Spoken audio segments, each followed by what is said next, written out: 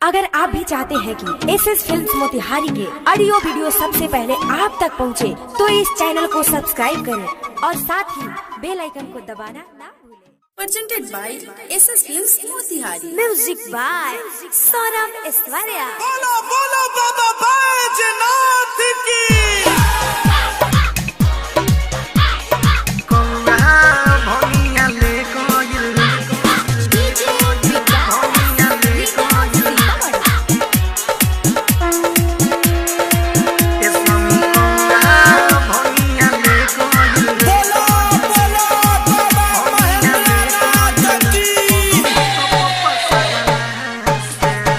स्वामी कौआ भंगिया ले गइल पर्वत पपसरल से। स्वामी कौआ भंगिया ले गइल पर्वत पपसरल से।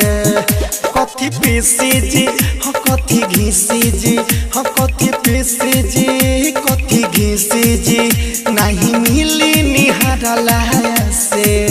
स्वामी कौआ भंगिया ले गइल पर्वत पपसरल से। स्वामी कौआ भंगिया ले गइल पर्वत पपसरल से। तो कथी घीसी जी हो कथी पीसी जी हो कथी घीसी जी कथी पीसी जी नहीं मिली निहारल से। स्वामी कौआ भंगिया ले गइल पर्वत पपसरल से।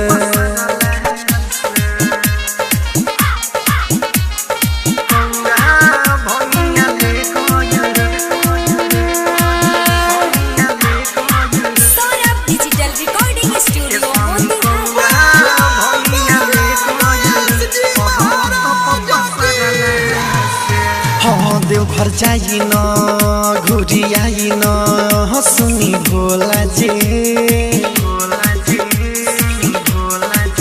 भांग के पाता न लहुकाता कहाँ बझोला जी।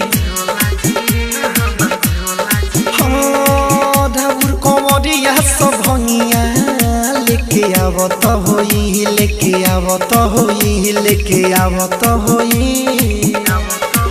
तो देवघर जाई न घुरी आई सुनी भोला जी। तो भांग के पाता न लहुकाता कहाँ बझोला जी। ढाबुर कोमरिया सब भंगिया लेके आवत होई लेके आवत होई लेके आवत होई। एही जानो मिली उहाँ जाके पिली गिराई न झगड़ला से। स्वामी कौआ भंगिया ले गइल पर्वत पपसरल से। स्वामी कौआ भंगिया ले गइल पर्वत पपसरल से।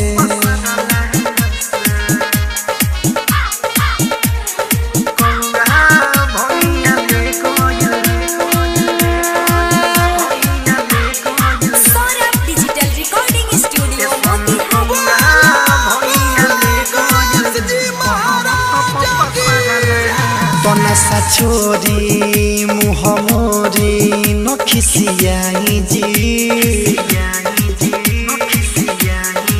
तो हलियाई रौआ खाई मेवा मलाई जी।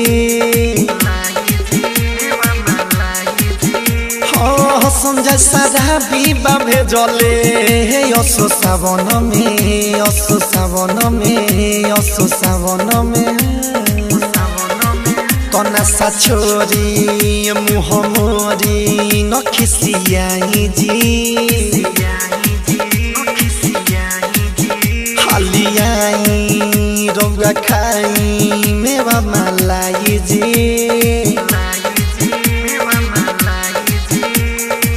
संजय सारा बीबा भेजले असो सावन में असो सावन में असो सावन में सौरभ ये सौरिया रतन रतन से रहेगा जाके मारला से ए स्वामी कौआ भंगिया ले गइल पर्वत पपसारला से ए स्वामी कौआ भंगिया ले गइल पर्वत पपसारला से तो कथी घेसे जे हो कथी पीसी जी हो कथी घेसे जी कथी पीसी जी नहीं मिली निहारला से ए स्वामी कौआ भंगिया ले गइल पर्वत पपसारला से।